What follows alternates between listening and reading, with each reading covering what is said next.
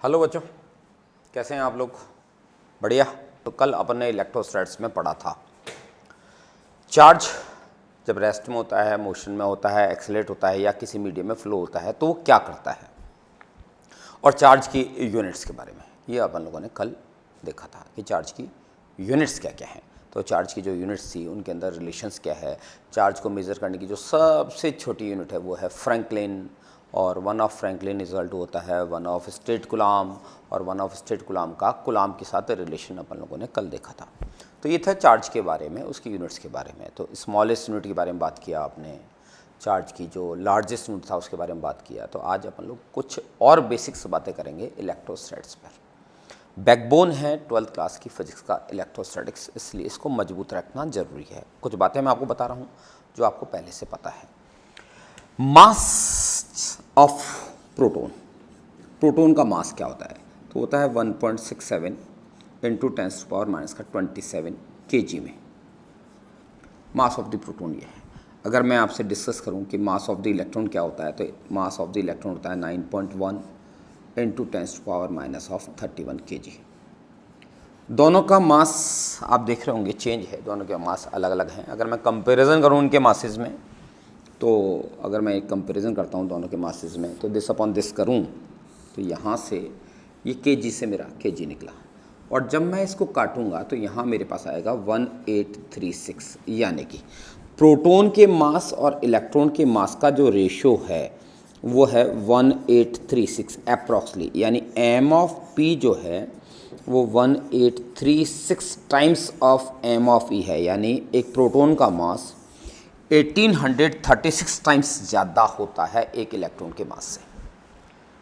अगर हम यहीं पर बात करें न्यूट्रॉन का मास, न्यूक्लियस में जो रदरफोर्ड ने कहा था कि एटम का मैक्सिमम मास जो होता है वो एक छोटी सी जगह जिसे हम कहते हैं न्यूक्लियस, तो न्यूक्लियस में सेंट्रॉइड होता है, और न्यूक्लियस में क्या होते हैं? प्रोटॉन और न्यूट्रॉन, और उसके चारों तरफ चक्कर लगाते हैं इलेक्ट्रॉन्स। ये है बातें, सारी बातें हम लोग आपको कुछ इसी चैप्टर के अंदर कुछ वीडियोस के जरिए भी बताएंगे। तो आप डिफरेंट ऑफ टॉपिक्स पर आप लोग देखेंगे डिफरेंट ऑफ वीडियो। तो जो आप वीडियो देखेंगे उसके अंदर भी आपको ये चीज़ एक विजुलाइज होगी। तो वो आप जब देखेंगे तो आपको चीज़ें, हालांकि ठीक है मैं बहुत सिंपल बातें करूँगा आपसे उन वीडियोज़ में, बट आप वो जो देखेंगे तो आपको ये लगेगा कि बोला हाँ ठीक है, मेरी चीज़ें बिल्कुल क्लियर हो रही है, मुझे वो चीज़ जो मैं आज सुनता आया था, हो सकता है आपने पहले देखा भी हो, बट आपको, क्योंकि मैं पढ़ा रहा हूँ, मैं पहली बार आपके सामने हूँ, तो ये चैप्टर हमारे सामने पहली बार आया है, तो ये चीज़ें हमारे को देखना ज़रूरी है, तो वो हम लोग वहाँ देखेंगे। तो मास ऑफ द न्यूट्रॉन अगर देखा जाए कि आखिर मास ऑफ द न्यूट्रॉन जो होता है वो कितना होता है, तो मास ऑफ द न्यूट्रॉन जो होता है वो 1839 times of m of e होता है। यानी एक न्यूट्रॉन का मास एक इलेक्ट्रॉन के मास से 1839 टाइम्स ज़्यादा होता है, ये होता है 1836। इसका मतलब हम ये तो कह सकते हैं कि mass of the neutron is approximately equal to mass of the proton. यानी आपका mn जो होता है वो थोड़ा सा ज़्यादा होता है mp से, और mp इन दोनों के जो मासेज हैं बहुत ज़्यादा बड़े होते हैं m ऑफ e से। यानी आपके रदरफोर्ड ने जो कहा था कि न्यूक्लियस, एटम के अंदर न्यूक्लियस और न्यूक्लियस चारों तरफ इलेक्ट्रॉन्स, ये बात उसने कही थी। और एक बात कही थी कि सारा मास एटम का वो सारा माना जा सकता है न्यूक्लियस में सेंट्रोइड। उसका रीज़न आपको पता लग गया होगा ऐसा क्यों होता है, कि बोथ प्रोटॉन और न्यूट्रॉन इनके जो मास होते हैं वो इलेक्ट्रॉन के मास से बेहद ज़्यादा होते हैं। तो इसकी वजह से हम लोग ये कह सकते हैं कि साहब टोटल मास जो होगा न्यूक्लियस एटम का वो न्यूक्लियस में सेंट्रोइड है। ये तो इनके मासेस के बारे में बात। न्यूट्रॉन के बारे में जानते हैं आप लोग, न्यूट्रल है। बट इलेक्ट्रॉन के बारे में अगर बात करें, प्रोटॉन के बारे में बात करें, तो जो चार्ज है, तो जो आपका चार्ज है, चार्ज ऑफ इलेक्ट्रॉन, अगर चार्ज ऑफ इलेक्ट्रॉन के बारे में बात किया जाए तो वो होता है 1.6 इंटू 10⁻⁻19 कुलाम, और ये होता है नेगेटिव में। अगर मैं चार्ज ऑफ प्रोटॉन के बारे में बात करूं, तो चार्ज ऑफ प्रोटॉन के बारे में बात करें तो चार्ज प्रोटॉन का होता है 1.6 इंटू 10⁻⁻19 कुलाम, बट ये होता है पॉजिटिव। यानी इलेक्ट्रॉन का चार्ज और प्रोटॉन का चार्ज मैग्नीट्यूड वाइज बिल्कुल सेम होता है, और इलेक्ट्रॉन और प्रोटॉन का चार्ज जो है वो मैग्नीट्यूड वाइज सेम होता है, बट इलेक्ट्रॉन के चार्ज की जो नेचर है वो होती है नेगेटिव, और प्रोटॉन के चार्ज की जो नेचर होती है वो पॉजिटिव। अब अगर हम एक एटम के बारे में डिस्कस करें, तो एटम परफेक्टली न्यूट्रल होता है। कोई भी एटम न्यूट्रल क्यों होता है? तो न्यूट्रल इसलिए होता है कि वो किससे बना है? वो बना है प्रोटॉन से, न्यूट्रॉन से, मेनली जो मेन चार्ज है प्रोटॉन से, न्यूट्रॉन से और इलेक्ट्रॉन से। न्यूट्रॉन जो है वो ऑलरेडी न्यूट्रल है। अब किसी भी एटम में जितने प्रोटॉन होते हैं आप लोग जानते हो उतने ही इलेक्ट्रॉन होते हैं। तो कोई भी जो एटम है वो परफेक्टली कैसा है? न्यूट्रल है। अब अगर मैं आपसे एक डिस्कस करूं कि ये एक बॉडी है, ये एक बॉडी है, तो मैं आपसे कहता हूं कि ये बॉडी न्यूट्रल है और अब मुझे इसको चार्ज देना है। इसको चार्ज देना था। मैं इसको कैसे चार्ज दे सकता हूं? इसके मैं दो पार्ट कर देता हूं। एक पार्ट ये वाला कर देता हूं और एक पार्ट ये वाला कर देता हूं। तो क्या ये बॉडी चार्ज हो गई? ये बॉडी चार्ज हो गई ना?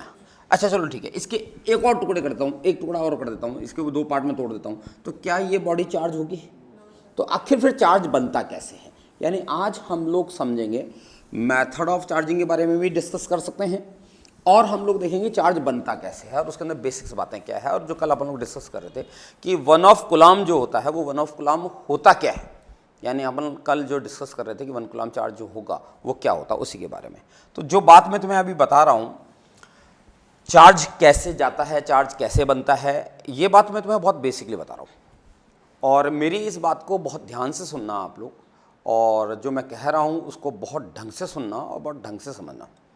मैं जो बात समझा रहा हूँ वो एक एटम के लिए समझा रहा हूँ। मैं एक एटम के लिए समझा रहा हूँ, किसी ऑब्जेक्ट के लिए बात नहीं कर रहा हूँ, किसी और चीज़ के लिए बात नहीं कर रहा हूँ। मैं केवल बात कर रहा हूँ किसके लिए? एक एटम के लिए, कि एटम क्या करता है और एटम में चार्ज कैसे बनता है। यानी एटम से जो आयंस होते हैं, जो आप बनाओगे पॉजिटिव आयन और नेगेटिव आयन, वो कैसे बनाओगे, हम उसके बारे में बात कर रहे हैं। और ऐसा करने पर एटम के वॉल्यूम, एटम के मास पर क्या इफेक्ट पड़ता है। ठीक है, ये ध्यान रखें, इलेक्ट्रॉन का मास भी होता है और वो ठीक है बहुत कम होता है, बट इलेक्ट्रॉन का मास होता है, इस चीज़ का ध्यान रखें। तो कैसे चार्ज बनता है साहब, कैसे चार्ज बनेगा, इसकी तरफ आप लोग कदम बढ़ाते हैं। तो पहला मैं एक छोटा सा एग्जांपल ले रहा हूँ और सोडियम के एटम का एग्जांपल ले रहा हूँ। सोडियम में 11 प्रोटॉन होते हैं और उसके चारों तरफ इलेक्ट्रॉन्स सर्कुलर पाथ पे चक्कर लगाते हैं। फर्स्ट ऑर्बिट में 2 इलेक्ट्रॉन्स होते हैं, देन 1 2 3 4 5 6 7 और ये 8, देन 1। ये आपका एटम है, मान लो सोडियम का। यानी मैंने बनाया आपको एटम सोडियम का और ये Na बनाया। तो 11 प्रोटॉन का चार्ज होगा 11 इंटू 1.6 इंटू 10⁻⁻19। ठीक है, ये टोटल न्यूक्लियस का पॉजिटिव चार्ज आ गया। इसके चारों तरफ घूमते हुए इलेक्ट्रॉन का टोटल चार्ज आ जाएगा आपका 11 इंटू 1.6 इंटू 10⁻⁻19। इसको अगर मैं यहाँ से लूँगा तो ये माइनस हो जाएगा, यानी नेट चार्ज आपका हो गया 0। यानी मेरा सोडियम का जो एटम था वो परफेक्टली न्यूट्रल है। लेकिन अगर मैं यहाँ से एक इलेक्ट्रॉन को इसको बाहर निकाल लूँ, अगर ये इलेक्ट्रॉन बाहर निकाला जा सके, तो अब आपको क्या नज़र आएगा? अब आपको क्या नज़र आएगा कि इस जो एटम से अगर मैं एक इलेक्ट्रॉन को बाहर निकाल लेता हूँ तो इस एटम में अब क्या बचा है? एक इलेक्ट्रॉन बाहर निकाल चुका हूँ मैं ऑलरेडी, तो अब इस एटम में क्या बचा है? एटम में बचा हुआ है 11 प्रोटॉन और पहले 11 वर्सेस 11 थे तो न्यूट्रल था। अब 11 प्रोटॉन है और 10 इलेक्ट्रॉन बचे हैं, यानी 11 प्रोटॉन और 10 वो। तो मैं ये देखना चाहता हूँ कि टोटल अब इसका जब ये इलेक्ट्रॉन बाहर निकाल लिया जाए, ये इलेक्ट्रॉन बाहर आ गया है यहाँ से, जब ये बाहर आ गया है तो प्रोटॉन तो अभी भी 11 है, मैंने इसको तो छुआ ही नहीं है, मैं तो सिर्फ एक इलेक्ट्रॉन बाहर निकाला। जब मैंने इलेक्ट्रॉन को बाहर निकाला है तो यहाँ 10 इलेक्ट्रॉन बच गए। यानी अब यहाँ अगर मैं देखता हूँ कितना चार्ज बचा होगा, तो मैं इसको बाहर कॉमन लेता हूँ और ये होगा 11 माइनस का 10 इज इक्वल टू ये, तो ये हो गया आपका 1.6 इंटू 10⁻⁻19, बट कैसा? पॉजिटिव। यानी इस समय मेरा Na बन गया है Na पॉजिटिव आयन, यानी मेरा Na बन गया Na पॉजिटिव आयन। यानी मैंने इसको पॉजिटिव आयन बनाने के लिए मैंने क्या किया कि एक इलेक्ट्रॉन को बाहर निकाल लिया।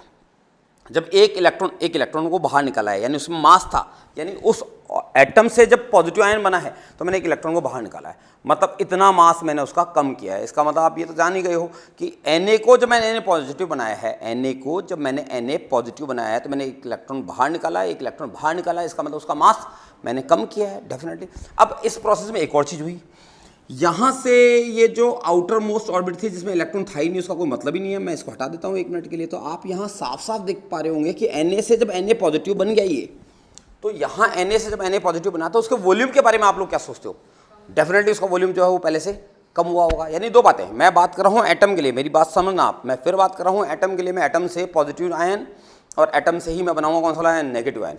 तो मैंने Na से जब Na पॉजिटिव बनाया तो मैंने एक इलेक्ट्रॉन को बाहर निकाला और मास उसका, क्योंकि इलेक्ट्रॉन बाहर निकला है तो मास उसका रिड्यूस होगा। और वॉल्यूम क्यों रिड्यूस हुआ साहब कि 11 वर्सेस 10, अब 11 प्रोटॉन को खींचना है 10 को, तो आपका और एक आप यूँ भी समझ सकते हैं कि आउटर मोस्ट ऑर्बिट खत्म हो गई तो इसका वॉल्यूम पहले से कम हो गया। यानी मैं दो बातें कह सकता हूँ, Na से जब मैंने बना दिया Na पॉजिटिव तो मैंने क्या क्या किया, एक इलेक्ट्रॉन बाहर निकाला, इससे क्या हुआ, मास इसका Na से Na पॉजिटिव बनाया तो मास उसका डिक्रीज हुआ। What about volume, volume is also decrease, यानी कि both mass and volume are decrease. अगर हम इस बात को डिस्कस करते हैं तो चलो Na से Na पॉजिटिव बना लिया, अब मैं बनाऊंगा Cl से Cl नेगेटिव, यानी Cl में न्यूक्लियस में कितने प्रोटॉन होते हैं भाई, 17, और लास्ट ऑर्बिट में ये 1 2 3 4 5 6 और ये 7। अब मेरे पास में यहाँ पर ये बन गया है क्लोरीन, क्लोरीन के अंदर 17 प्रोटॉन है और उसे चारों तरफ चक्कर लगाते हुए 17 ही इलेक्ट्रॉन्स हैं डिफरेंट ऑर्बिट में, यानी 17 प्रोटॉन का चार्ज ये रहा और 17 इलेक्ट्रॉन का चार्ज ये रहा, ये टोटल हो गया न्यूट्रल। ठीक है, Na ने जो इलेक्ट्रॉन दिया था, अगर मान लो मैं यहाँ डाल सकूँ तो यहाँ मैंने एक इलेक्ट्रॉन और डाल दिया, तो यहाँ एक इलेक्ट्रॉन डालते ही मेरा Cl बन गया, Cl नेगेटिव आयन बन गया। यानी अब आप यहाँ क्या देख रहे हो, कितने प्रोटॉन हैं और कितने इलेक्ट्रॉन हैं, 18, यानी 17 प्रोटॉन हैं आपके पास में और यहाँ हो गया है आपके पास 18 इलेक्ट्रॉन, यानी 17 माइनस का 18। बात समझ में आ रही है ये वाली, यानी यहाँ अगर हम लोग देखेंगे तो 17 प्रोटॉन थे, 17 इलेक्ट्रॉन थे, क्लोरीन का जो एटम था वो बिल्कुल न्यूट्रल था, बट मैंने क्लोरीन को क्लोरीन नेगेटिव आयन बनाया, मैंने एक इलेक्ट्रॉन उसमें डाल दिया। जब मैं एक इलेक्ट्रॉन डालता हूँ तो यहाँ 17 बट ये हो जाते हैं 18, यानी 17 माइनस का 18 ये हो जाएगा माइनस का 1.6 इंटू 10⁻⁻⁹ कूलम्ब, यानी मेरा जो Cl था वो Cl बन गया 2 Cl नेगेटिव आयन बन गया, Cl becomes Cl negative ion. अब जब आपने Cl को जब Cl नेगेटिव आयन में बदल दिया है उस वक्त क्या दो चीज़ें हुई है, क्या दो चीज़ें हुई है, विशेष क्या हुआ है, स्पेशल क्या हुआ है यहाँ। तो जो आपने जब यहाँ देखा तो पहला तो आपने एक ऐड किया, आपने एक ऐड किया है, एक इलेक्ट्रॉन को ऐड किया है। मतलब आप इसके मास के बारे में क्या सोचते हो, इसके मास के बारे में आप क्या सोचते हो, इसका मास क्या होगा, क्या हुआ होगा, ठीक है, बल्कि बहुत छोटा सा इंक्रीज हुआ होगा, बट बात की बात करते हो तो यहाँ आप ये देखोगे कि इसका मास जो है वो इंक्रीज हुआ होगा। But what about volume, volume का क्या सोचते हो, इस समय Cl से Cl नेगेटिव बनाया आपने, Cl से Cl नेगेटिव बनाया, आप क्या सोचते हो वॉल्यूम का क्या हुआ होगा, वॉल्यूम इंक्रीज हुआ होगा। कैसे इंक्रीज, कैसे हुआ होगा, वॉल्यूम इंक्रीज कैसे हुआ होगा भाई, 17 वर्सेस 18, और एक जब एक और इलेक्ट्रॉन आएगा तो जो पहले से जो इलेक्ट्रॉन है वो इलेक्ट्रॉन इसको क्या करेंगे, रिपेल करेंगे। तो एक तो न्यूक्लियस की इसको खींचने की पावर कम हो गई, और जो इनर मोस्ट ऑर्बिट में जो इलेक्ट्रॉन है वो जो आपने नया इलेक्ट्रॉन डाला उसको वो रिपेल करेंगे। दैट्स वाई हम लोग ये कह सकते हैं कि वॉल्यूम इज इंक्रीज्ड। बट फिर से मेरी बात को ध्यान से सुनना, मैंने ये जो बात किया है किसी ऑब्जेक्ट के लिए किया है, आपसे किसी ऑब्जेक्ट के लिए बात किया है ये मैंने नहीं, मैंने ये बात किया किसके लिए, एटम के लिए। यानी मैं दो बातें आपको क्लियर कर देता हूं कि मैं जब एक एटम, सोडियम का एटम एग्जांपल के लिए मैं Na से Na पॉजिटिव बनाता हूं तो मास उसका डिक्रीज होता है, वॉल्यूम उसका डिक्रीज होता है। बट Cl से जब Cl नेगेटिव बनाता हूं, ध्यान दें क्या करते थे हम लोग, एक इलेक्ट्रॉन ऐड करते थे, एक इलेक्ट्रॉन हमने ऐड किया। अब इलेक्ट्रॉन जब हम लोग ऐड करेंगे, एक इलेक्ट्रॉन हम लोग अगर डाल रहे हैं उसके अंदर, तो मास, क्योंकि Cl से Cl नेगेटिव बना तो उसमें एक मास गया है, मास जाने से क्या हुआ, मास जाने से क्या होगा, Cl से Cl नेगेटिव का अगर मास गया है तो मास जाने से उसका मास इंक्रीज हुआ है, और उसका जो वॉल्यूम है वो वॉल्यूम जो है वो, अब वॉल्यूम क्यों इंक्रीज हुआ यार, ये वॉल्यूम क्यों इंक्रीज हुआ, तो वॉल्यूम आपका इंक्रीज हुआ क्योंकि 17 प्रोटॉन खींच रहे हैं आप किसको, 18 को, तो दैट्स वाई, और इनर मोस्ट ऑर्बिट में जो इलेक्ट्रॉन्स हैं वो उसको रिपेल करेंगे, दैट्स वाई ये बात होगी। लेकिन ये दोनों बातें आप ध्यान से सुनना, क्योंकि आगे आपको कन्फ्यूज़न हो सकता है जब मैं बात करूंगा किसी और चीज़ के लिए। लेकिन मैंने यहाँ जो समझाया है, क्या ये बात क्लियर है आपको, मैंने Na से Na पॉजिटिव बनाया, Cl से Cl नेगेटिव बनाया, मैंने दो बातें की, मास और वॉल्यूम के बारे में। बना कैसे, अब एक आदमी अगर मुझसे यूँ पूछता है, यानी दोनों ही जगह पे अगर आपने नोट किया हो, तो जब मैंने Na से Na पॉजिटिव बनाया तो मैंने क्या किया, इलेक्ट्रॉन निकाला। Na से जब मैंने Na पॉजिटिव बनाया तो मैंने क्या किया, Na से मैंने Na पॉजिटिव बनाया। ध्यान से सुनो, ध्यान से बिल्कुल, कि क्या कर रहा हूँ, इलेक्ट्रॉन निकाल रहा हूँ यहाँ। और जब मैंने Cl से जब मैंने Cl नेगेटिव बनाया तो मैंने यहाँ एक इलेक्ट्रॉन डाला है। यानी आपको दोनों ही तरीकों में एक बात कॉमन नजर आई होगी, और वो क्या नजर आई होगी, ट्रांसफ़र ऑफ इलेक्ट्रॉन। यानी मैंने दोनों जगह क्या किया है, इलेक्ट्रॉन को ट्रांसफ़र किया है। यानी जिससे मुझे पॉजिटिव बनाना था मैंने उससे इलेक्ट्रॉन लिया है, और जिसको मुझे नेगेटिव आयन बनाना था मुझे उसमें मैंने इलेक्ट्रॉन डाला है। अब एक दिमाग में एक छोटा सा कन्फ्यूजन आ सकता है कि सर ऐसा क्यों कर रहे हो, ऐसा क्यों कर रहे हो। आपके पास में जैसे ये 17 प्रोटॉन है, यहाँ क्लोरीन की बात कर लेते हैं। अब इसमें से आपको इसको नेगेटिव आयन बनाना है, Cl से Cl नेगेटिव बनाना है, तो आपने एक इलेक्ट्रॉन ऐड क्यों किया, ये इलेक्ट्रॉन ऐड क्यों किया। आप 17 ही रहने दो, ये 17 वर्सेस 17 है। अब आप यहां से एक मिनट के लिए आप यहां से एक प्रोटॉन निकाल दो, तो ये 16 हो जाएगी, वो 17 हो जाएगी, तब भी तो नेगेटिव हो जाएगा। यानी प्रोटॉन का ट्रांसफर करके मैं ऐसा करना चाहता हूं। या जब आपने Na को देखा तो 11 प्रोटॉन थे और 11 इलेक्ट्रॉन थे, तो आपने मुझे कहा, बोले सर एक काम करो ना, आप वहां पर एक इलेक्ट्रॉन को क्यों निकाल रहे हो, आप एक प्रोटॉन डाल दो। मतलब प्रोटॉन मतलब हाइड्रोजन का न्यूक्लियस का न्यूक्लियस में मेल करा दो, यानी आप उनको ऐड कर दो। यानी मैंने आपको चाह रहा हूं कि आप यहां से इस न्यूक्लियस को तोड़ के आप एक प्रोटॉन यहां से खींच लो, तब भी ये Cl नेगेटिव बन जाएगा। या Na में आपने हाइड्रोजन का एक एटम ऐड कर दो तो आपका Na पॉजिटिव बन जाएगा। ऐसा भी तो कर सकते थे, आपने ऐसा ही क्यों किया। तो मैंने कहा भैया अगर तूने ऐसा करने की कोशिश किया तो तेरे न्यूक्लियस की दो घटनाएं हो जाएगी। दोनों घटनाएं कौन सा हो जाएगी, एक तो न्यूक्लियर फ्यूजन और एक न्यूक्लियर फिशन।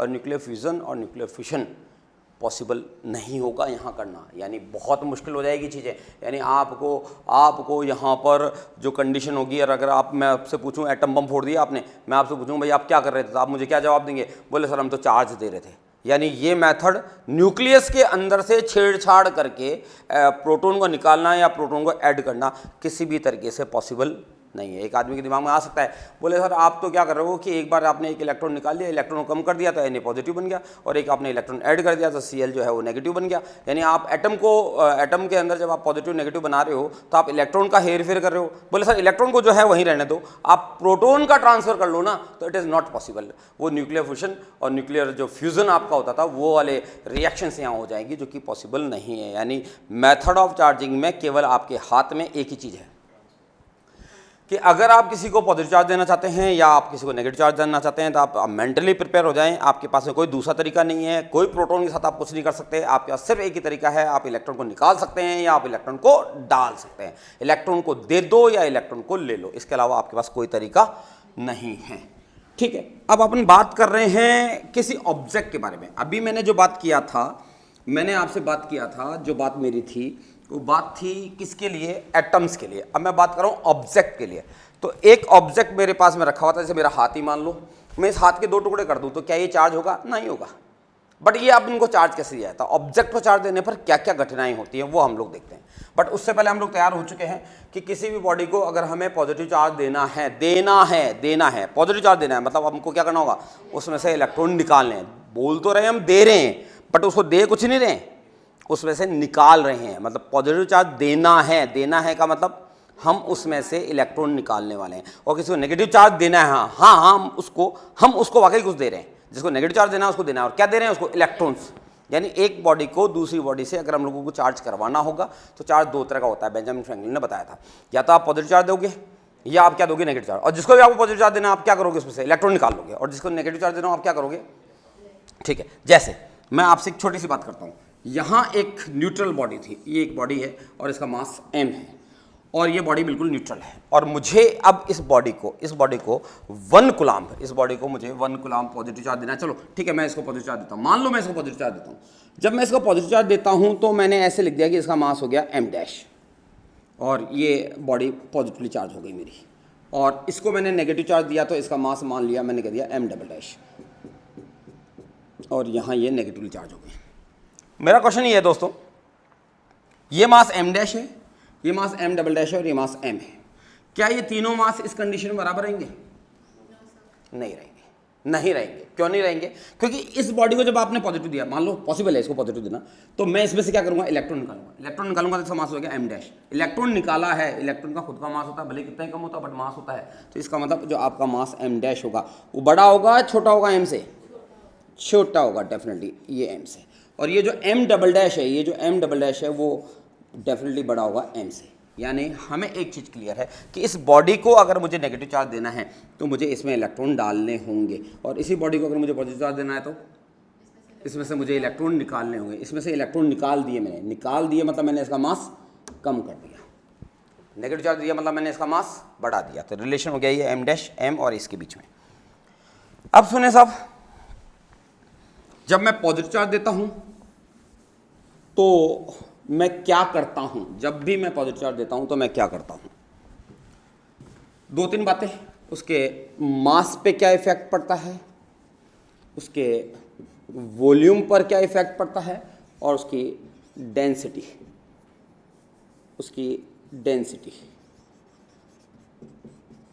पर क्या इफेक्ट पड़ता है। यानी मास, वॉल्यूम और डेंसिटी। ये मेरे पास एक बॉडी है, ठीक है, और इस बॉडी को मैं पॉजिटिव चार्ज दूंगा। अब इस बॉडी को अगर मैं पॉजिटिव चार्ज दूंगा तो पॉजिटिव चार्ज दूंगा, मैंने बोला पॉजिटिव चार्ज दूंगा, तो इसका मास पे क्या इफेक्ट पड़ता है? मास पे क्या इफेक्ट पड़ता है? डिक्रीज हो जाएगा। What about volume? इसका वॉल्यूम का क्या होगा? इसका वॉल्यूम का क्या हो जाएगा? देखते हैं, मैं समझाता हूं आपको। जैसे मान लो मेरे इस हाथ को आप पॉजिटिव चार्ज दे रहे हो, मेरे इस हाथ को आप लोग पॉजिटिव चार्ज दे रहे हो, तो आपने यहाँ पॉजिटिव दिया, यहाँ पॉजिटिव दिया, यहाँ पॉजिटिव दिया, यहाँ पॉजिटिव दिया, ये पॉजिटिव, ठीक है। वो जो एटम जिससे आपने इलेक्ट्रॉन निकाला, मैं उसकी बात नहीं कर रहा हूँ। ये पॉजिटिव, ये पॉजिटिव, ये पॉजिटिव, ये पॉजिटिव, ये पॉजिटिव, ये पॉजिटिव, इस पॉजिटिव को क्या करेगा? रिपेल करेगा, रिपेल। तो ये वॉल्यूम जो होगा इसका बढ़ेगा, ठीक है। ये यहाँ आपको फील हो या ना हो, बट मैं आपको एक दूसरी जगह इस बात को फील करवा सकता हूँ।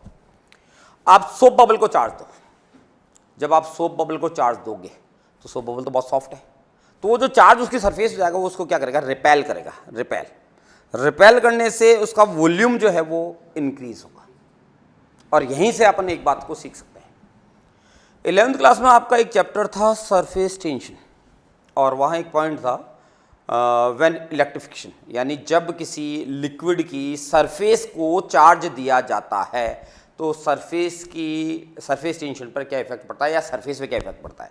तो जब आप सरफेस पे चार्ज दोगे तो सरफेस टेंशन क्या करना चाहेगा? जब चार्ज नहीं दिया है तो सरफेस क्या करना चाहेगा? अपनी सरफेस को मिनिमाइज करने की कोशिश करेगा। जब आपने उसको चार्ज दिया तो चार्ज सेम चार्ज है, वो क्या करेगा? रिपेल करेगा तो उसी सरफेस को वो फैलाएगा। यानी सरफेस को फैलाएगा, इसका मतलब क्या होगा? सरफेस टेंशन का, सरफेस में जो टेंशन था, जो सरफेस एरिया को मिनिमाइज करने की जो कोशिश हो रही थी, उसको उसने क्या किया? रिवर्स में दिया, यानी उसको सरफेस को फैलाएगा। इसीलिए वहाँ एक पॉइंट बोलते थे आप लोग कि इलेक्ट्रिफिकेशन के टाइम पर, इलेक्ट्रिफिकेशन जब किया जाता है किसी लिक्विड की सरफेस का, तो उसका सरफेस टेंशन जो होता है वो डिक्रीज होगा। तो यहाँ पर सेम बात है। जब मैं इसके बारे में बात करता हूँ तो यहाँ जब मैं इसको पॉजिटिव चार्ज दे रहा हूँ, ये जब मैंने पॉजिटिव चार्ज दिया, ठीक है, तो मैंने क्या किया? यहाँ से इलेक्ट्रॉन निकाले हैं, इसलिए इसका मास डिक्रीज होगा। जब आप यहाँ पर इसको देखोगे तो ये वाला पॉजिटिव इसको, ये पॉजिटिव इसको, ये पॉजिटिव इसको, तो ये इसको रिपेल करेंगे तो इसका जो वॉल्यूम होगा वो वॉल्यूम पहले से इंक्रीज होगा, यानी वॉल्यूम जो होगा वो यहाँ इंक्रीज होगा। व्हाट अबाउट डेंसिटी के बारे में बात करते हैं। डेंसिटी रिजल्ट होता है कितना आपका? Mass upon volume. Density result कितना होता है दोस्त? Mass upon mass per unit volume. तो मास जो था वो क्या हुआ आपका? डिक्रीज हुआ। वॉल्यूम क्या हुआ आपका? इंक्रीज हुआ। तो डेंसिटी का क्या हुआ? डेंसिटी डेफिनेटली डिक्रीज होगी। ये तो हुआ बात इसकी। अब अगर मैं नेगेटिव चार्ज दूं, अगर एक बॉडी है मेरे पास में और मैं उसको नेगेटिव चार्ज देता हूं, यहां मैं इसको नेगेटिव चार्ज दूंगा, ये इस बॉडी को मैं नेगेटिव चार्ज दूंगा। नेगेटिव चार्ज दूंगा मतलब क्या कर रहा हूं? मैं इसमें इलेक्ट्रॉन डाल रहा हूं, मतलब यहां मेरे पास में इलेक्ट्रॉन आ रहे हैं। बात समझ में आ रही है आपको मेरी? इलेक्ट्रॉन डाले गए हैं। जब मैं इलेक्ट्रॉन इसमें डाल रहा हूं तो इसका मास ऐड हुए हैं, तो इलेक्ट्रॉन ऐड हुए हैं तो इसका मास डेफिनेटली इंक्रीज होगा। But what about volume? देखो बात सुनो, जब आप किसी बॉडी को पॉजिटिव चार्ज देते हो तो आप बॉडी को जब आप पॉजिटिव चार्ज देते हो, किसी ऑब्जेक्ट को जब आप पॉजिटिव चार्ज देते हो तो आप उसमें से इलेक्ट्रॉन निकालते हो, इसलिए उसका मास डिक्रीज होगा। लेकिन जब किसी बॉडी को आप नेगेटिव चार्ज देते हो तो आप उसमें इलेक्ट्रॉन डालते हो, इलेक्ट्रॉन डाल रहे हो, तो क्या होता है? आप उसका मास ऐड करोगे। पॉजिटिव में इलेक्ट्रॉन निकाले हैं, नेगेटिव में इलेक्ट्रॉन डाले हैं, तो जब पॉजिटिव दिया था तो उसका वॉल्यूम इंक्रीज हुआ था, इसलिए जब नेगेटिव चार्ज दोगे तो उसका वॉल्यूम क्या होगा? इसका भी वॉल्यूम इंक्रीज होगा। क्यों वॉल्यूम इंक्रीज होगा? जब आपने, मैंने कहा भाई मेरे इस हाथ को मैंने पॉजिटिव के बजाय नेगेटिव चार्ज दे दिया, अब तो ये नेगेटिव ये नेगेटिव ये नेगेटिव ये नेगेटिव ये नेगेटिव नेगेटिव को क्या करेंगे? रिपेल करेंगे। रिपेल करेंगे तो इसका भी जो वॉल्यूम होगा वो डेफिनेटली ये भी रिपेल करेंगे यार, तो इसका वॉल्यूम भी क्या होगा? इंक्रीज होगा। जैसे मैंने कहा यहाँ मुझे चार्ज दो, मुझे यहाँ दिया, यहाँ दिया, यहाँ दिया, यहाँ दिया, यहाँ दिया, यहाँ दिया, यहाँ नेगेटिव चार्ज दे दिया मुझे, तो ये नेगेटिव नेगेटिव क्या करेंगे? रिपेल करेंगे। रिपेल करेंगे मतलब मेरा जो मुंह होगा हनुमान जी की तरह हो जाएगा। कैसे हो जाएगा? लाइक दैट, यानी आपको यहाँ से रिपल्सन मिलेगा, ये होगा। अब मैं पूछता हूँ व्हाट अबाउट डेंसिटी? डेंसिटी का फॉर्मूला होता है दोस्त m upon V. m upon V density का फॉर्मूला होता है कितना? m upon V. यहाँ m भी बढ़ गया और v भी बढ़ गया। अब मैं पूछता हूँ m भी बढ़ रहा है तो डेंसिटी बढ़ेगी, v बढ़ रहा है तो डेंसिटी कम होगी। तो होगा क्या? जब आपका जब मास बढ़ गया, वॉल्यूम भी बढ़ गया, तो डेंसिटी क्या होगी? तीन पॉसिबिलिटीज है। पहला आंसर क्या देंगे आप लोग? आप ही कह सकते हैं डेंसिटी कांस्टेंट रहेगी। तो भाई डेंसिटी कांस्टेंट रहने का तो मतलब एक ही हो गया कि जितना मास बढ़ा उतना वॉल्यूम बढ़ा, तो डेंसिटी कांस्टेंट रहेगी। या मैं कहता हूं कि मास ज़्यादा बढ़ा वॉल्यूम के कंपेयरली, तो आपकी डेंसिटी जो होगी वो इंक्रीज होगी। बट मैंने बोल दिया, मान लो ऐसा भी तो हो सकता है, ये भी तो पॉसिबिलिटीज थी कि वॉल्यूम ज़्यादा बढ़ गया, किसके कंपेयरली? मास की कंपेयरली, तो डेंसिटी कम हो सकती थी। अब होता क्या है वो सुने आप मुझसे। होता क्या है साहब? देखो, मास भी बढ़ता है जब किसी बॉडी को, किसी ऑब्जेक्ट को आप जब नेगेटिव चार्ज देते हो तो मास भी बढ़ता है। ये बात सही है कि वॉल्यूम भी बढ़ता है। Mass and volume both are increase, but comparatively to mass volume is more increase. Mass भी बढ़ा, वॉल्यूम भी बढ़ा, बट वॉल्यूम में जो इंक्रीज हो रहा है वो इसके कंपेयरली ज्यादा हो गया, यानी डिनोमिनेटर ज्यादा बढ़ रहा है। तो डिनोमिनेटर ज्यादा बढ़ रहा है तो इसकी भी डेंसिटी कम होगी। यानी 100 बातों की अगर मैं आपसे एक बात करूं तो आपको ये इसमें कंफ्यूज होने की जरूरत नहीं है। किसी भी ऑब्जेक्ट, किसी भी मटेरियल, किसी भी सब्सटेंस को चाहे आप पॉजिटिव चार्ज दें, चाहे आप उसको नेगेटिव चार्ज दें, volume is always increase and density is always decrease. यानी किसी भी बॉडी को, किसी भी ऑब्जेक्ट को चाहे आप पॉजिटिव चार्ज दें, चाहे किसी भी ऑब्जेक्ट को आप नेगेटिव चार्ज दें, मास पे जो होगा वो अलग बात है, बट वॉल्यूम हमेशा, डेंसिटी हमेशा डिक्रीज होगी। मतलब ये चीज बिल्कुल क्लियर होनी चाहिए। और मास का क्या होगा? मास पे आप दिमाग लगा लेंगे। दिमाग कैसे लगा लेंगे कि साहब? दिमाग क्या लगा लेंगे कि साहब आप पॉजिटिव चार्ज दे रहे हो मतलब आप इलेक्ट्रॉन निकाल रहे हो, नेगेटिव चार्ज दे रहे हो मतलब आप ऐड कर रहे हो, तो आपका पॉजिटिव नेगेटिव मास का क्या होगा? ये कॉमन सेंस की बात है। यानी यहां हमारी चीज बिल्कुल क्लियर होनी चाहिए। देखिए साहब, इतनी सारी बातों में आपको कंफ्यूज नहीं होना है। मैं अभी एटम के बारे में बात कर रहा था, पहले आया था जब शुरुआत जब आपने की थी तो एटम के लिए बात की थी, वहां वॉल्यूम के बारे में उल्टी सीधी बात हो जाएगी। पॉजिटिव आयन बना वॉल्यूम कम हो रहा था, नेगेटिव आयन बना वॉल्यूम बढ़ रहा था। बट यहां पर अगर डिस्कस करोगे बॉडी को, चाहे आप पॉजिटिव चार्ज दें चाहे नेगेटिव चार्ज दें, वॉल्यूम दोनों का और डेंसिटी दोनों की डिक्रीज होगी। ये बात बिल्कुल क्लियर होनी चाहिए। अब एक छोटी सी बात हम लोग यहां कर लेते हैं। छोटी सी बात ये है अपनी, जो अपन डिस्कस कर रहे हैं वो चीज़ अपनी ये है कि मैं किसी बॉडी को पॉजिटिव चार्ज दे रहा हूँ, मतलब क्या वाकई में उसे कुछ दे रहा हूँ या कुछ ले रहा हूँ? ये बात समझाने के लिए मैं आपको एक छोटा सा एग्जांपल देता हूँ। एक आदमी था साहब, और वो एक शहर में रहता था। डेफिनेटली आदमियों का तो शहर में रहेगा। उसने एक शॉप खोल रखी थी अपनी, और मिठाई की, हलवाई था वो रोज़ भाई क्या करता, बनाता नहीं था बट कहीं किसी दूसरे मैन्युफैक्चरर से 500 रुपये किलो में लड्डू खरीदता, और शुद्ध देशी घी के बहुत अच्छी क्वालिटी के लड्डू खरीदता, और 300 रुपये किलो में बेचता। रोज 500 रुपये किलो में लड्डू खरीदता और 300 रुपये किलो में बेच देता। यानी 1 किलो लड्डू पे उसको 200 रुपये का घाटा हो रहा था। अब साहब वो जब दुकान खोलता तो उसकी दुकान के आगे किलोमीटर लंबी लाइनें लगती थी। जैसे अभी जब नोटबंदी हुई थी तो बैंकों के आगे लगी थी। जब भी दुकान खोलता तो उसका फटाफट 2 घंटे के अंदर सारा माल बिक जाता। अब वो खरीदता कितने में? 500 रुपये किलो में, और बेचता कितने में? 500 रुपये किलो में खरीद रहा है, 300 रुपये किलो में बेच रहा है।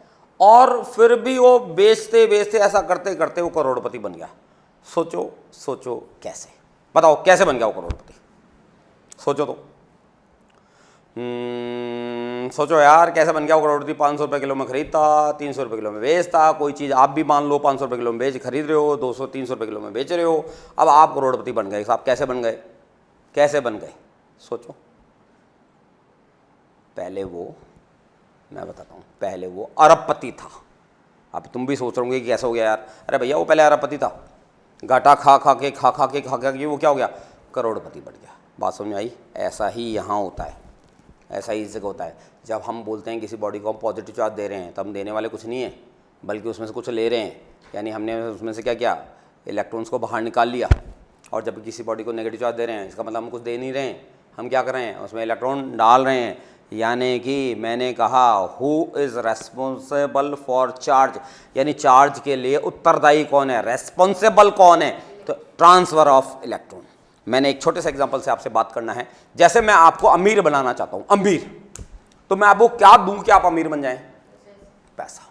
मैं चाहता हूं कि आप गरीब बना दूं आपको, तो मैं आपसे क्या लूट लूं? पैसा। यानी जिससे पैसा छीन लिया जाए वो गरीब हो जाएगा, और जिसको पैसा दे दिया जाए वो अमीर हो जाएगा। यानी कि कौन रेस्पॉन्सिबल है अमीरी और गरीबी के लिए? तो पैसा। ठन ठना ठन ठन। अरे बात समझे? मतलब आपके पास में अगर खूब सारा पैसा आ जाए तो आप क्या बन जाएंगे? अमीर बन जाएंगे। और आपके पास में से अगर खूब सारा पैसा आपका निकल जाए तो सुने साहब, लॉकडाउन के टाइम पे क्या हुआ कि लोगों के पास में पैसा आ नहीं रहा है, बट जा रहा है। आ नहीं रहा है आपका, जा रहा है। तो इसका मतलब क्या हो गया? पैसे की आपके पास कमी हो रही है तो आपकी ना गरीबी आ रही है। और एक वही अगर आपके पास पैसा आता ही जा रहा है तो क्या हो रहा है? आप अमीर होते जा रहे हो, यानी पैसे वाले होते जा रहे हो। तो कहने का मतलब हु इज रेस्पॉन्सिबल फॉर अमीरी एंड गरीबी? पैसा।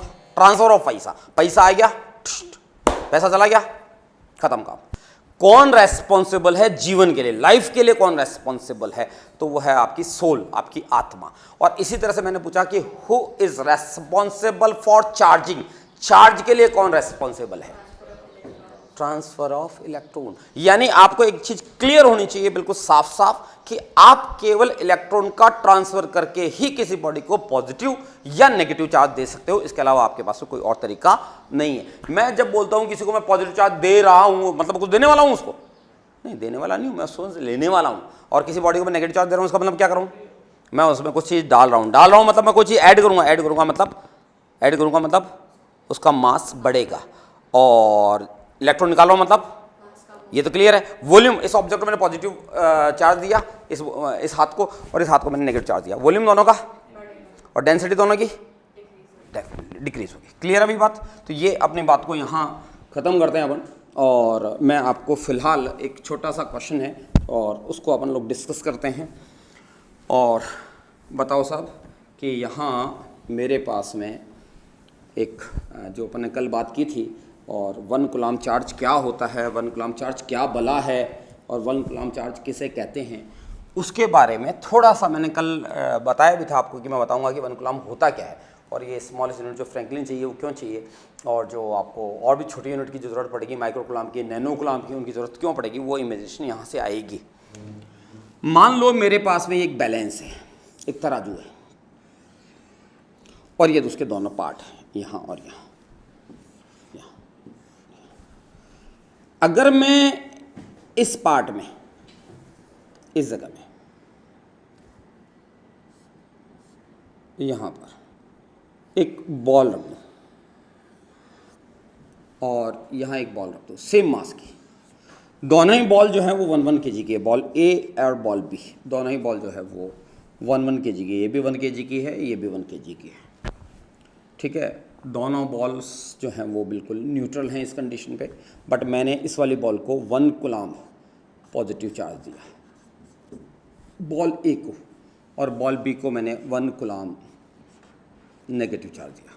यानी बॉल ए को मैं 1 कूलम्ब पॉजिटिव चार्ज दूंगा और बॉल बी को मैं 1 कूलम्ब नेगेटिव चार्ज दूंगा। उससे पहले मैं आपको एक छोटी सी बात बता दूं जो आपने पहले डिस्कस किया है मुझसे। प्रोटॉन कैसा होता है? Positive charge. और इलेक्ट्रॉन कैसा होता है? Negative charge. प्रोटॉन और इलेक्ट्रॉन में हैवी कौन सा होता है? प्रोटॉन। और कितना? 1836, यानी एक प्रोटॉन का मास 1836 टाइम्स ऑफ Me होता है।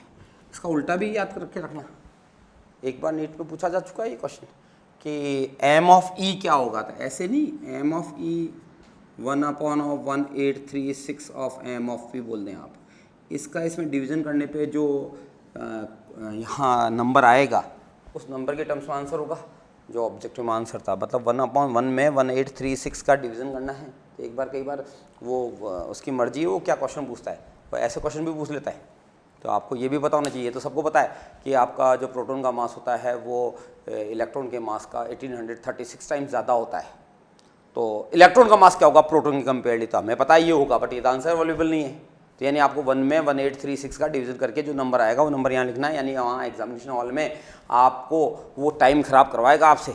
यानी 1 में डिवाइड करवा लिया किससे, 1836 से। आप सोचो आप एग्जामिनेशन हॉल में बैठ के डिवाइड कर रहे हो, तो उन इम्पॉर्टेंट 3 आवर्स में जो फिजिक्स के लिए आपको 1 घंटा मिलेगा, 60 मिनट मिलेंगे, अगर आप वहाँ इस क्वेश्चन में टाइम खराब कर रहे हैं तो ये बड़ी गलत बात है। तो ये करके रखें कि एक प्रोटॉन का मास अगर इलेक्ट्रॉन के मास का इतना टाइम ज़्यादा है तो इलेक्ट्रॉन का मास प्रोटॉन के मास के कंपेयरली, ये तो पता होता है सबको, बट 1 में 1836 को डिवाइड करके क्या आएगा वो भी पता होना चाहिए। तो फिलहाल मैंने आपसे बात किया था, इसको 1 कूलम पॉजिटिव दूंगा, इसको 1 कूलम नेगेटिव दूंगा। और यहाँ मैंने आपको पहले ही बता दिया कि एक प्रोटॉन का जो मास होता है वो बहुत ज़्यादा भारी होता है, यानी पॉजिटिव होता है प्रोटॉन और नेगेटिव होता है इलेक्ट्रॉन।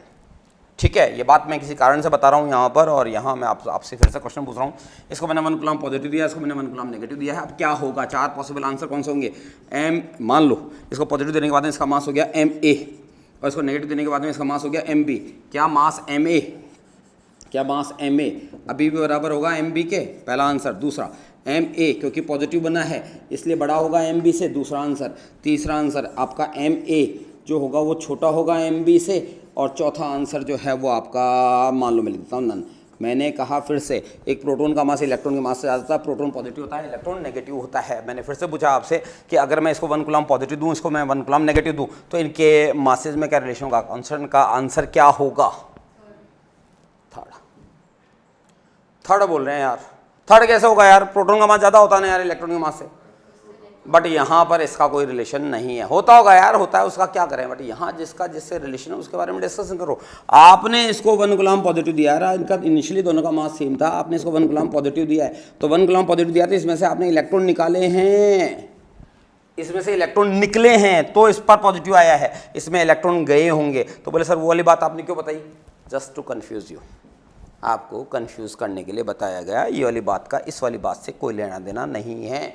वो तो होता है, वो तो एक वेल नोन बात है। आपने प्रोटॉन का क्या किया है, इसमें प्रोटॉन को तो कुछ हुआ ही नहीं है ना, आपने तो क्या किया है, केवल इलेक्ट्रॉन निकाले हैं। मैंने कहा ना, चार्ज देना केवल एक ही तरीके से पॉसिबल है, और कौन सा वाले तरीके से पॉसिबल है, या तो इलेक्ट्रॉन निकाल ले या इलेक्ट्रॉन डाल दे। अब एक छोटा सा क्वेश्चन पूछ रहा हूं, सोचना और सोच के जवाब देना। किसी भी बॉडी या किसी भी ऑब्जेक्ट को मिनिमम कितने कूलम चार्ज देना पॉसिबल है, किसी भी बॉडी को, किसी भी ऑब्जेक्ट को, चाहे दुनिया में कोई भी आ जाए, उसको मिनिमम कितना चार्ज देना पॉसिबल है। 1.6 into 10⁻⁻⁻19 coulomb, either positive either negative. मतलब आप किसी भी बॉडी को जो चार्ज देना आपके हाथ में है, आपके बस में है, कितना आप मिनिमम इतना चार्ज दोगे। 1 कूलम चार्ज देने के लिए क्या करना पड़ेगा वो आगे की बात है, बट मैंने फिलहाल पूछा कि आप मिनिमम किसी ऑब्जेक्ट को, मेरे इस हाथ को मिनिमम आप कितना चार्ज दे सकते हो, तो आप दे सकते हो 1.6 इंटू 10⁻⁻19 कूलम, या तो नेगेटिव या इतने कूलम पॉजिटिव। या तो आप इसमें से एक इलेक्ट्रॉन निकालोगे या एक इलेक्ट्रॉन डालोगे, वो आगे जब क्वांटम थ्योरी आएगी तब अपन और डिस्कस करेंगे इस बात को। बट मिनिमम चार्ज देना जो पॉसिबल है, मिनिमम पॉसिबल चार्ज किसी बॉडी को जो देना पॉसिबल है वो ये है। अब मैंने इसको तो 1.6 इंटू 10⁻⁻19 कूलम तो नहीं दिया है, मैंने तो बोला इसको 1 कूलम दिया है।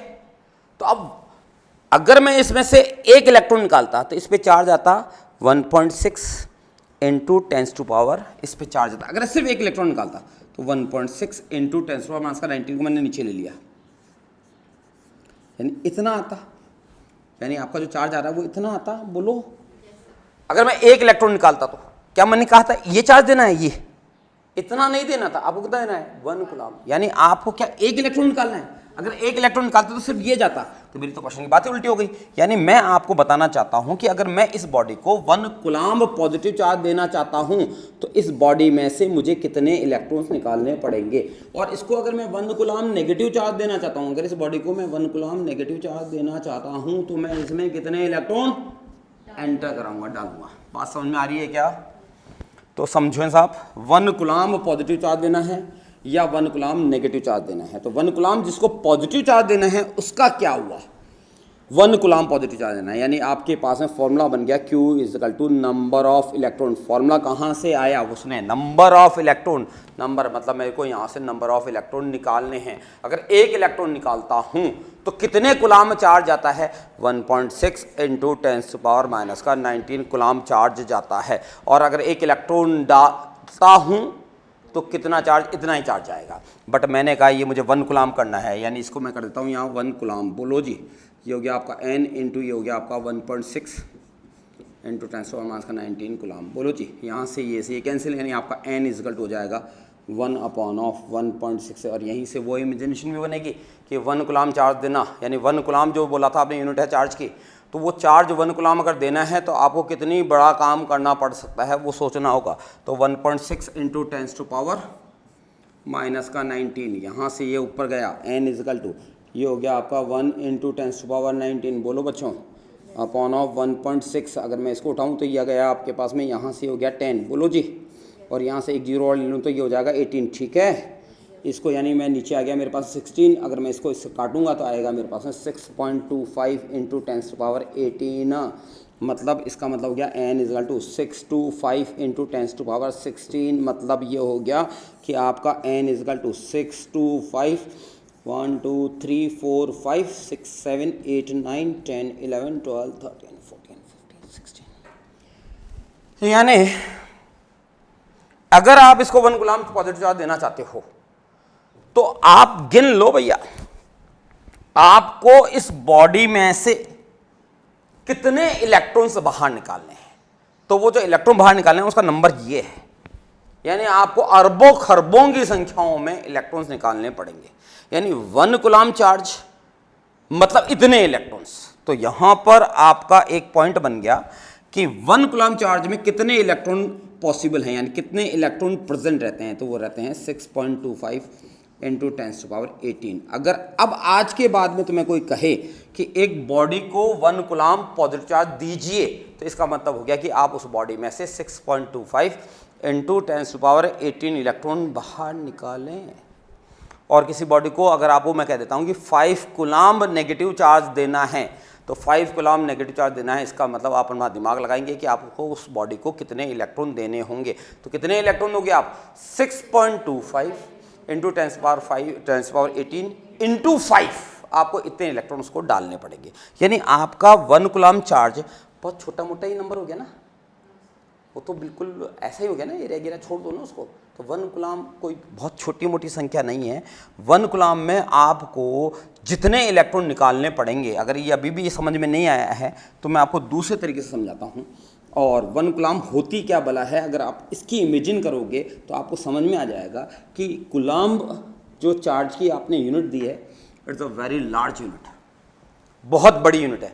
दैट्स वाई हमें इसके लिए छोटी यूनिट मिली कूलम, माइक्रो कूलम, आपका नैनो कूलम, पिको कूलम आपको यूज़ करना पड़ेगा। कोई भी न्यूमेरिकल आप मैगजीन देखेंगे तो उसमें यूनिट जो होगी चार्ज की वो माइक्रो में, पिको में, नैनो में मिलेगी। आपको कूलम में मिल रही है तो ठीक है, वो मैथमेटिकली कोई बात आपसे कराना चाह रहा है, बाकी आपको ये चीज़ क्लियर हो जाएगी कि साहब आपका यहाँ हो क्या रहा है। देखिए साहब, मुझे इस बॉडी बी को या चलो इस बोर्ड को मुझे किसी ने कह दिया कि साहब आप इसको 1 कूलम नेगेटिव चार्ज दो, यानी इस बॉडी को मुझे 1 कूलम नेगेटिव चार्ज देना है, इस ऑब्जेक्ट को मुझे 1 कूलम नेगेटिव चार्ज देना है। अब नेगेटिव चार्ज देना है तो मुझे क्या करना होगा, इसमें इलेक्ट्रॉन डालने पड़ेंगे, मुझे इसमें इलेक्ट्रॉन डालने पड़ेंगे। मैं इसमें इलेक्ट्रॉन डालूंगा तभी तो इसमें नेगेटिव चार्ज आएगा, मतलब इसमें जो नेगेटिव चार्ज जाएगा कैसे, मैं इसमें इलेक्ट्रॉन डालूँ। अब मैं अगर आपसे कहता हूँ कि मैं इस बॉडी को 10⁻10 इलेक्ट्रॉन, इस बोर्ड को 10⁻10 इलेक्ट्रॉन पर सेकेंड सप्लाई करूंगा, यानी 10⁻10 मतलब ये हो गया 10 बिलियंस, बिलियंस में पहुंच गया।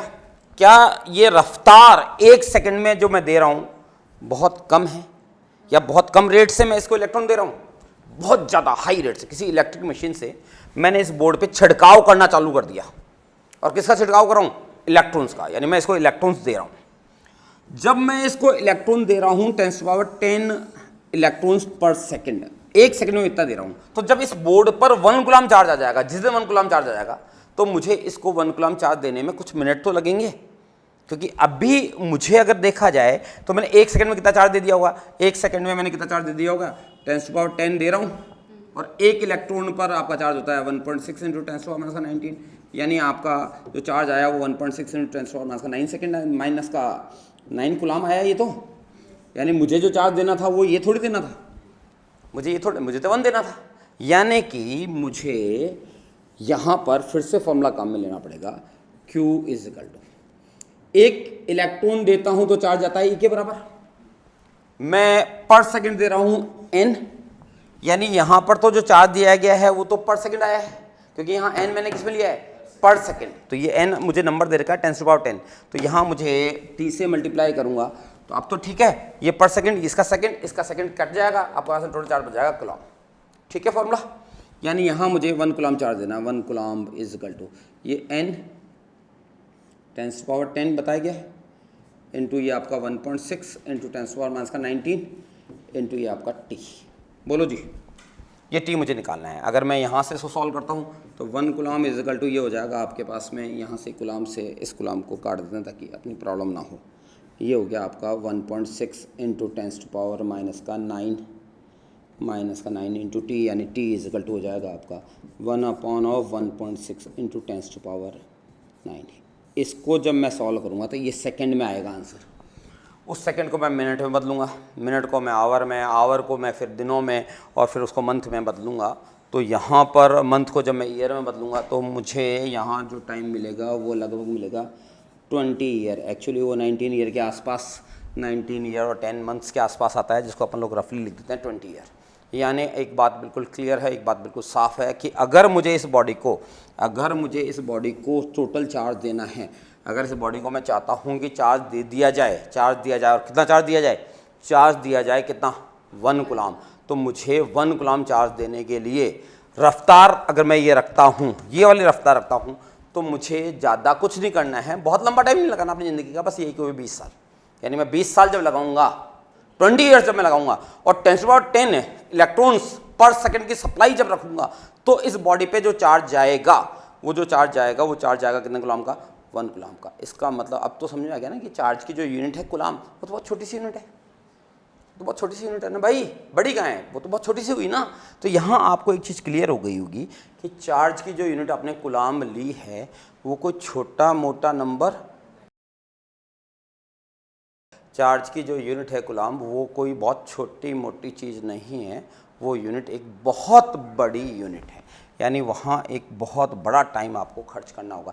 सोच के देखो यार, थोड़ी कल्पनाएं करो, थोड़ी इमेजिनेशन करो, 10⁻10 इलेक्ट्रॉन्स आप पर सेकंड दे रहे हो, 10⁻10 इलेक्ट्रॉन पर सेकंड दे रहे हो, और आपको सिर्फ 1 कूलम चार्ज देना है, सिर्फ 1 कूलम, ठीक है। अगर मैं इसमें 10 कूलम दूँ या चलो 5 कूलम चार्ज भी दूँ, कि भाई मुझे किसी ने कह दिया कि 10⁻10 इलेक्ट्रॉन पर सेकंड देना चालू करो सब आप, तो ठीक है 10⁻10 इलेक्ट्रॉन पर सेकंड दो आप, तो अब आपको आपकी ज़िंदगी के कितने साल खर्च करने पड़ेंगे कि आप इसको 5 कूलम चार्ज दे पाओ। तो आपको आपकी ज़िंदगी के 1 कूलम देने में 20 साल खर्च हो रहे थे, तो टोटल जब आप अपनी ज़िंदगी के पूरे 100 साल खर्च कर दोगे, तब तक आप सिर्फ क्या काम करोगे, 5 कूलम चार्ज दोगे। तो सोच ले यार मेरे भाई, जो मैं बताना चाह रहा हूँ, मतलब सोच ले यार बिडू, मैं जो बताना चाह रहा हूँ, मैं ये समझाना चाह रहा हूँ कि आपके 1 कूलम चार्ज में जो इलेक्ट्रॉन्स होते हैं वो इतने ज़्यादा होते हैं कि आप उनकी काउंटिंग नहीं कर पाओगे, यानी 6.25 इंटू 10⁻18, साइंटिफिक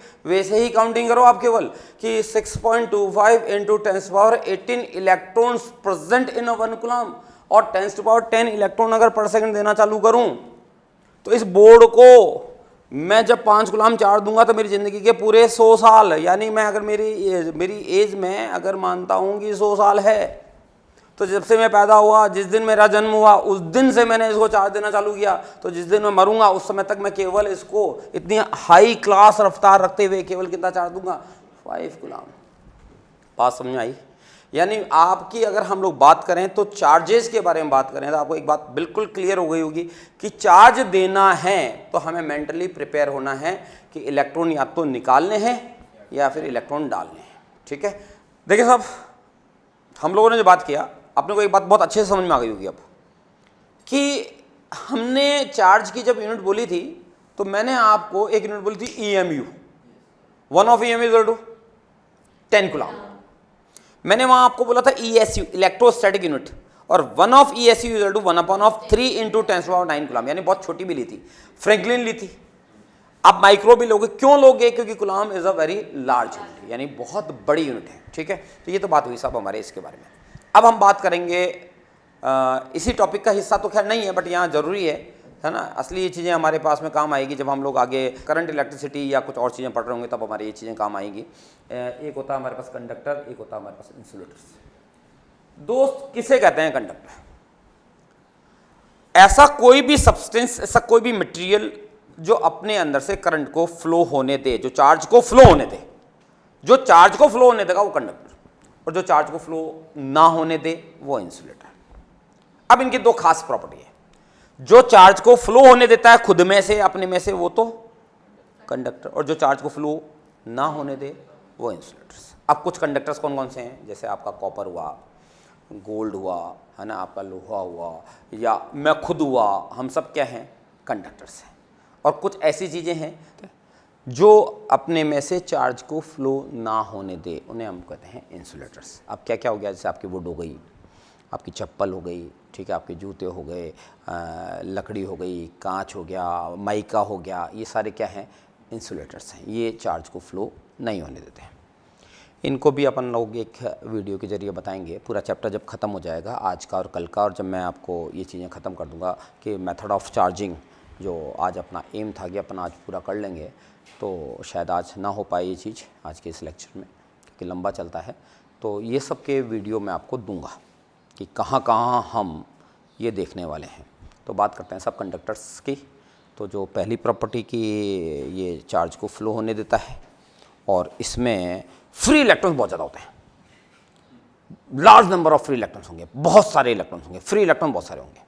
तो और दूसरी चीज़, अगर हम किसी कंडक्टर को चार्ज दें, मान लो हम लोग चार्ज दें किसी कंडक्टर को, अगर हमने चार्ज दिया, तो अगर हम किसी कंडक्टर को चार्ज देते हैं तो जो हम चार्ज दे रहे हैं वो उसकी जो सरफेस है, जो आउटर सरफेस है, उस पर स्प्रेड हो जाएगा। यूनिफॉर्मली होगा या नहीं होगा वो आगे की बात है, बट स्प्रेड उसकी सरफेस पे होगा। नॉन कंडक्टर्स की बात करें, इंसुलेटर्स की बात करें, तो उसके अंदर जो फ्री इलेक्ट्रॉन्स नहीं होते हैं, नेग्जिबल, अगर होते भी हैं तो नेग्जिबल होते हैं, करंट इनमें फ्लो नहीं हो पाती है। जो इंसुलेटर्स अपने होते हैं, वो पहली बात तो थी कि भाई अपने में से करंट को ये फ्लो नहीं होने देंगे, बट एक और प्रॉपर्टी है इनकी कि अगर मैंने किसी इंसुलेटर को चार्ज दे दिया, जैसे मैंने इसको चार्ज दे दिया, तो वो चार्ज केवल लोकलाइज रहेगा, यहीं रहेगा।